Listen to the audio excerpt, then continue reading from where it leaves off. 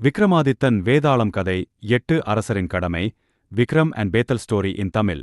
என்னதான் விக்ரமாதித்தன் பெரிய வீரனாயிருந்தாலும் தொடர்ந்து வேதாளத்தை பிடிச்சு தூக்கிட்டு போனாலும் அந்த வேதாளம் கேட்குற ஒவ்வொரு கேள்விக்கும் அவனுக்கு விடை தெரிஞ்சிருந்தது.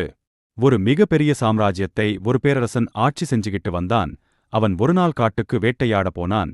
ரொம்ப நேரம் வேட்டையாடுறதுக்கு அப்புறம்தான் தெரிஞ்சது அவன் தன்னோட படைகளை விட்டு ரொம்ப தூரம் விலகி போனான். எவ்வளவு முயற்சி செஞ்சும் அவன் வந்த பாதையை கண்டுபிடிக்கவே முடியல. எப்படி அரண்மனைக்கு திரும்பி போகலாம்னு நினைச்சுக்கிட்டு இருந்தப்ப ஒரு வாலிபன் அந்த பக்கமா போறத பார்த்தாரு. வாலிபனே, இந்த காட்டுல நீ மட்டும் ஏன் தனியா நடந்து போறேன்னு கேட்டாரு அரசர். அதுக்கு அந்த பையன், இந்த காட்டுல இருக்கிற குறுக்கிட்ட நல்லா படிச்சு முடிச்சுட்டேன். நான் புத்திசாலிக்கிறதுனால என்ன பக்கத்துல இருக்கிற நாட்டுக்கு போய் அரசர்களுக்கு உதவி செய்யசோ. இத கேட்ட அரசர் சொன்னாரு, உன்னை எனக்கு பிடிச்சிருக்கு, நானும் ஒரு பேரரசன்தான், நீ என்கூட அரண்மனைக்கு வான்னு சொல்லி கூட்டிக்கிட்டு போனாரு.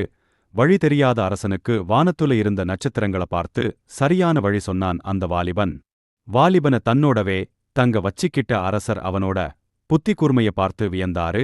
எந்த ஒரு பிரச்சனை வந்தாலும் அவன் தனித்துவமான சிந்திச்சு முடிவெடுக்கிறது அவருக்கு ரொம்ப பிடிச்சிருந்தது.